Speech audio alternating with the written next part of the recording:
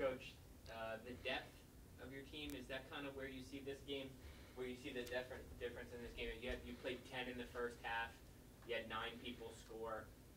Tyler obviously had a big game, but everybody else kind of jumbled in around 10 points, 8 rebounds. Kind of, you've been talking about having a lot of depth. Is this where we see it today? Well, I was willing to play people who I thought that could give us the energy and push it at the tempo that we needed to see it, and I thought that they did a credible job.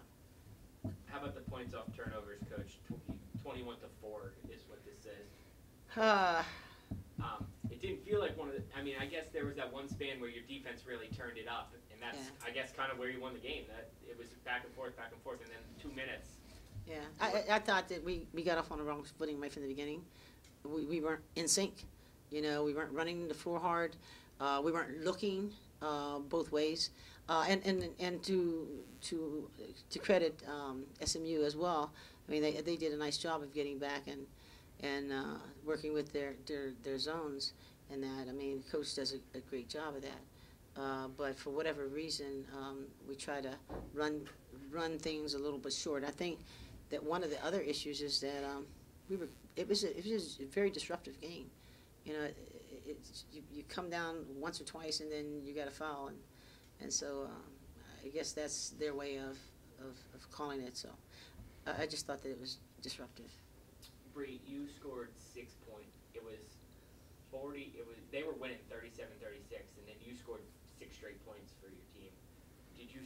And you guys hadn't scored before your 6 in like 5 minutes. Did you sense that the team needed a lift there? I mean, you had 2 free throws, then you had a transition layup, then you had 2 more free throws. Did you sense somebody needed to step up there? Well, I just felt like we needed to just play with some intensity and just run the floor. Did you know? Had you felt? I don't know if you remember the sequence I'm talking about. It was 37-36. They had just made 2 threes, and you guys hadn't scored in a long time. Did you feel that? I mean, could you feel that you needed some offense? Yeah, we needed to score. Yeah, I felt that. What how's it been for you coming back? I mean, obviously you got off to a really good start. Now you're whatever it is, 14 games, 15 games into a season. How do you feel, you know, knee-wise and stuff? How do you feel now that you're playing big minutes midway through a year? I feel good so far. It's nothing like, I'm not trying to think about it too much. So I'm just trying to, you know, keep rehabbing my knee and keep strengthening it. Betnijah, how about for you? Another big game on the boards, 11 boards. And Rachel, too, 11 boards. I mean, did you feel like, and there were so many big rebounds. I thought you out-rebounded them more than this, but there were a lot of big rebounds in that last minute, too. Did you feel like Copper got a rebound on a missed free throw, Holloway got a rebound on a missed free throw? Did you feel like the glass really helped you guys out today? Yeah, because that was one thing that we talked about coming in from the first half in the locker room, that they're out-rebounding us and we need to box out. And so I think that we did a good job of that coming back out, because they didn't grab as many boards as they were, and we were getting them, boxing them out, and we scored off of them. How about for your streak of double-doubles? I don't even know if you're aware of it, but you had 7 double-doubles in a row. Today that ends.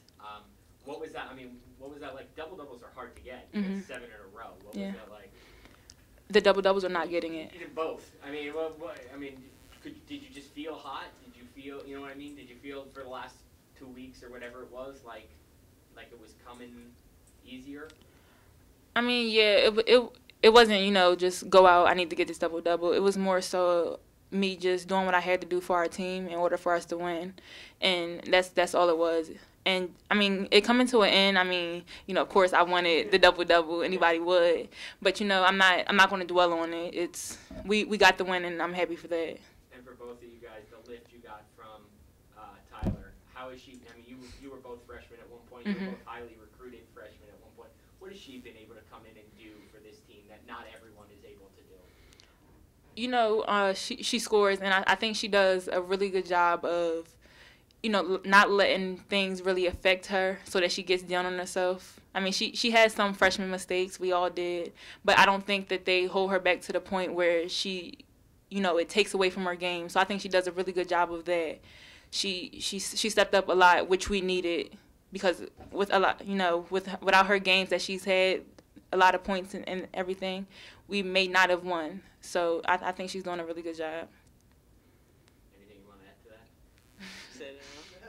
Coach, how about for you? I guess this goes back to the depth, but how good is it, not that she had a poor game, but how good is it for you to see this team win a game when Copper doesn't have 10 points?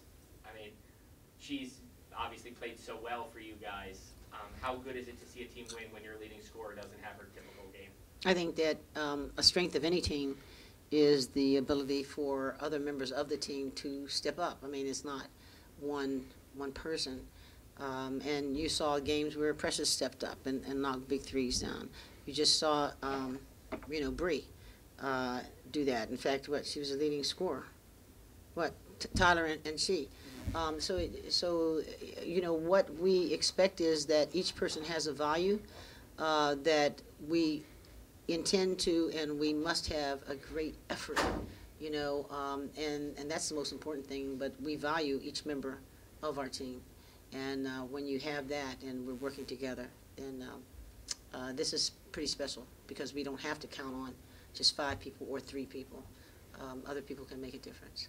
Does it feel, 9 in a row, do you feel it building? You've won 9 games in a row. Do you feel it? I know you try to look at each game one at a time, but do you feel something special building? You know what? To tell you the truth, I think that there's something to be said, as the games progress, but it's our jobs as coaches to take that off of this team, and that was a lot of pressure last year with just 900. It was a mess. These guys need to just play, and that's what all I want them to do. Just run the floor like they always do. Let it flow. It's not about the win. We want to do this. We want to shut everybody out.